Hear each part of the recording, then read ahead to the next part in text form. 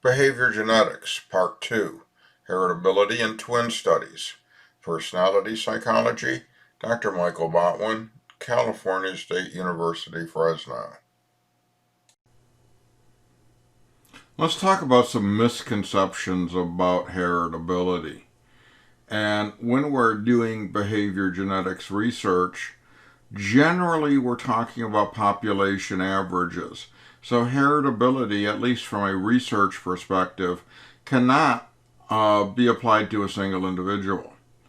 So later I'll talk about what percentage of variance is attributable to heredity for certain traits. And when I do that, I'm going to be talking on a population average, not on a individual average. So someone may be more or less genetically predisposed to some characteristic, but don't apply this research to single individuals. It's kind of a group effect. Now, if you do genetic testing and you get some specific results about you, that's a different story, but that's generally not research stuff. And other things you need to know about heritability: it's not a precise statistic, it's a general statistic. It's very rough.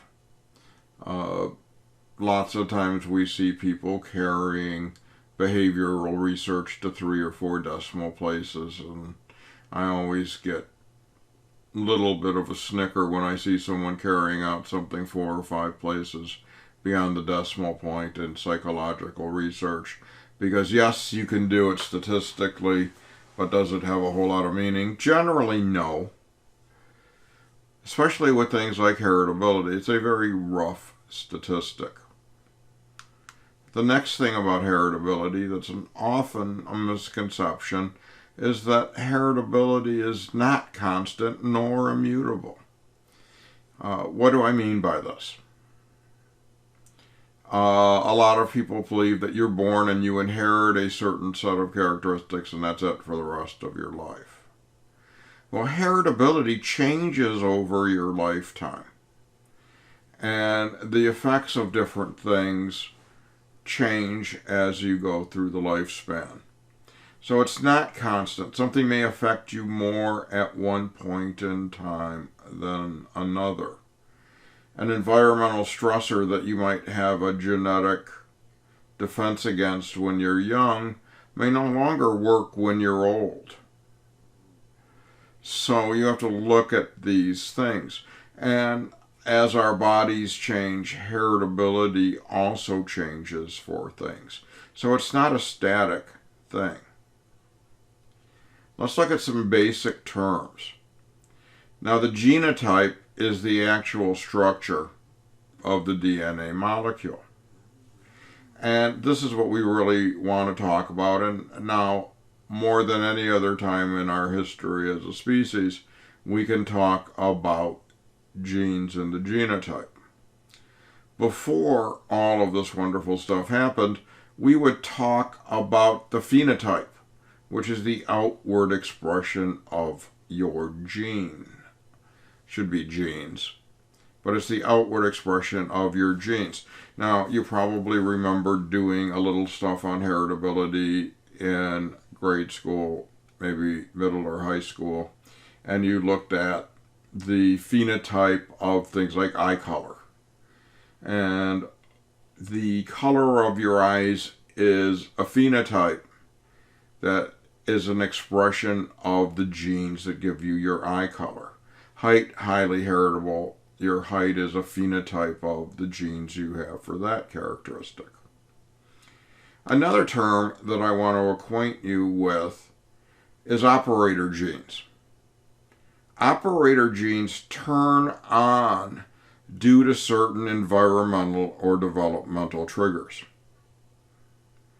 As you're a college student now, and I don't think I have anyone like a young Sheldon in my classes, I would make a reasonable assertion that you've all been through puberty. Puberty is a developmental operator genes. They turn on to produce our secondary sexual characteristics at a certain point in time. In women, that typically leads to the ability to produce children, and later in a woman's life, other operator genes come into play to turn off her ability to reproduce. In other words, a woman goes through menopause. So, operator genes may be developmental, or they may be environmental. If you are exposed to a toxin or some other thing, you might develop a cancer or something like that. If you're not exposed to it, your genes aren't going to operate on that and you won't get that cancer. I find the whole notion of operator genes very interesting. It's kind of fun to talk about. Our next topic is family studies, and all of these are defining things before we get to the actual heritability stuff. Well, how do behavior genetics study things? One thing they study are families. And what is the genetic overlap among family members for things like personality traits? And you can expand that to other physical characteristics as well. So how much is the overlap there? You may be very much like your mother or father. You may favor them more than the other parent, or you may even skip a generation. You might be just like your grandparent for some personality characteristics or physical ones. If a trait is highly heritable, family members with greater genetic relatedness should be more similar on those traits than family members who are less genetically related. Now there's a problem here, and this is one of the primary compounds with genetic studies, and I forgot to take out my broken slide, or here my split slides. Let's skip to this one. Members of a family who share the same genes also share the same environment, and this confounds the genetic and environmental effects. If you remember when we were talking early on about trait shyness, I told you that I'm a very shy person. My parents are also very shy. My parents created a shy environment in the household. We didn't have a lot of people coming and going.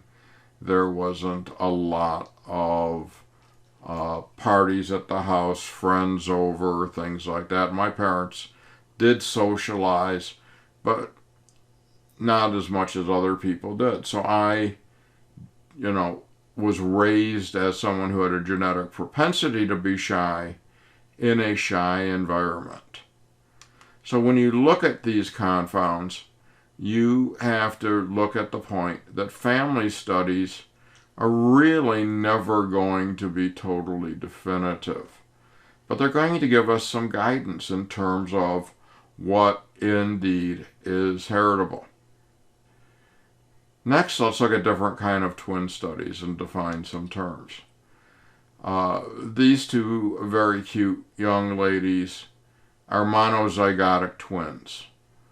They share 100% of their genes. They come from the same ovum that split and separated. I selected these cuties because they come from a tribe in Africa, the Yoruba tribe in Nigeria. And a British doctor found that this is one of the places, this population has some of the highest sets of twin births in the world. And there are 50 sets of identical twins for every 1,000 births. That's really pronounced. In fact, there's many myths in the Yoruba culture that eating certain kind of yams results in having twins. But researchers believe it's just the genetic propensity to have twins. Some people have more twins than others. Some people have a genetic propensity for multiple births. the woman who's given birth to most children historically was a Russian peasant woman who had approximately 60 some children, and she had many, many pairs of twins, many, many triplets. She had, I think, 3 or 4 sets of triplets. Kind of an amazing woman. That story's in my evolutionary psych class. You'll have to stay tuned for that one to hear that. So monozygotic twins, 100% genetic similarity. So these young ladies are dressed slightly differently, but you can tell they're twins. These two cuties, probably shouldn't be saying that, it's probably not politically correct, but these are dizygotic twins, these young girls. They are 50% genetically alike. They come from 2 separate sets of ovum and sperm and carried in the womb by the mother. So they're like 50% like any other siblings. Now, this is a radical example where there was one black parent, one white parent, and you get this result. But they're still zygotic twins, even though they don't nothing like each other, except they seem to get along very, very well. Now, behavior genetics researchers compare the differences in behavior and traits between monozygotic and dizygotic twins. And you can then kind of figure out the variance that's due to genes. We'll talk about that specifically in a minute. So here are some twin study methods. Identical twins versus fraternal twins with the same environment. So this gets a lot of confounds out of the way here. So identical twins 100% alike. Fraternal twins 50% alike. If they're raised together in the same environment, you can look at differences in behavior between the identicals and the fraternals as genetic influences. And here are a pair of twins that most likely you remember from your youth, the Olsen twins, who are fraternal twins. You may or may not have seen these guys before. These are the famous Jim twins. They were separated at birth and adopted by different families. They found out through a series of events that they were twins and did not unite until they were 39 years old. So another way of looking at twins is to look at people who are 100% genetically the same, but are raised in different environments. Now, I want you to go look at 2 videos that I will have on Canvas. One of those goes to a little video on twins by Robert Winston, who is, in my opinion, kind of like the Neil deGrasse Tyson of medicine and biology in England. He does a lot of popular things. You may remember him from the dominance lecture with the West Point cadets and facial dominance thing. He did a special on twins. And he interviews, well, doesn't interview, but he shows a bunch of research with the Jim twins. They talk about amazing things they have in common that go way beyond genetic kind of stuff. Their first wives had the same name. They named their children with the same name. They had the same hobbies, many of the same career tracks, interest, social habits. They both smoked the same cigarettes, drank the same beer. That's all in the Winston video, and I'll give you a link to that on YouTube. You may remember from ancient history a guy named Johnny Carson. Johnny Carson used to be called the king of late night. He was Jimmy Kimmel and I forget Fallon's first name, rolled up into one plus. He was the guy everybody watched late night for many, many years, way before you were born.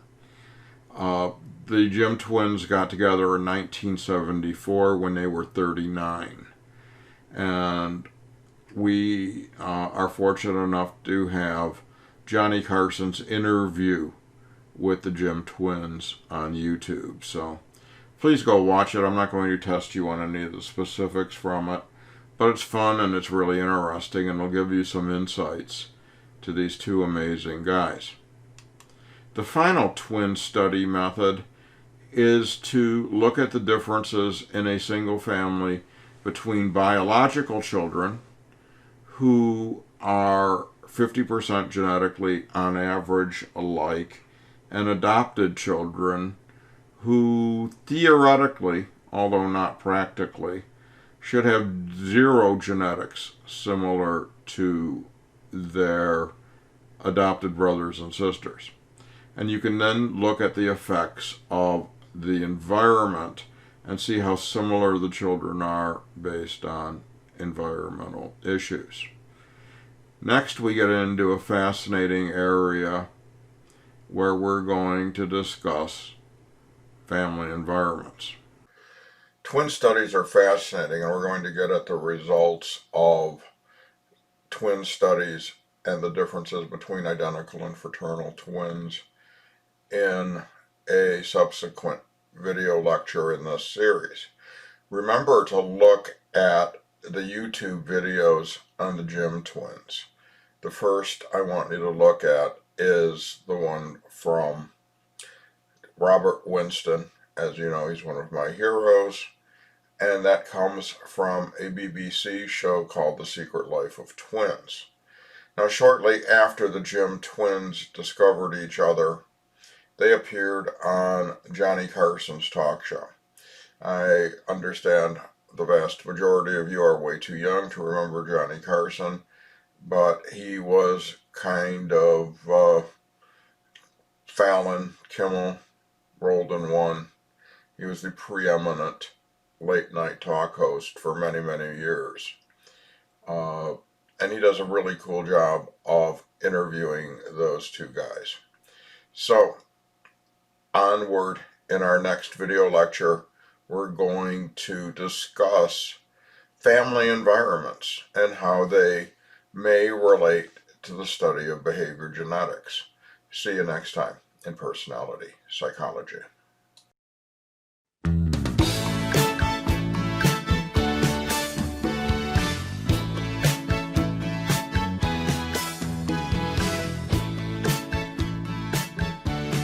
This has been a We Have Couches video production. Copyright 2020, Professor Michael Botwin. All rights reserved.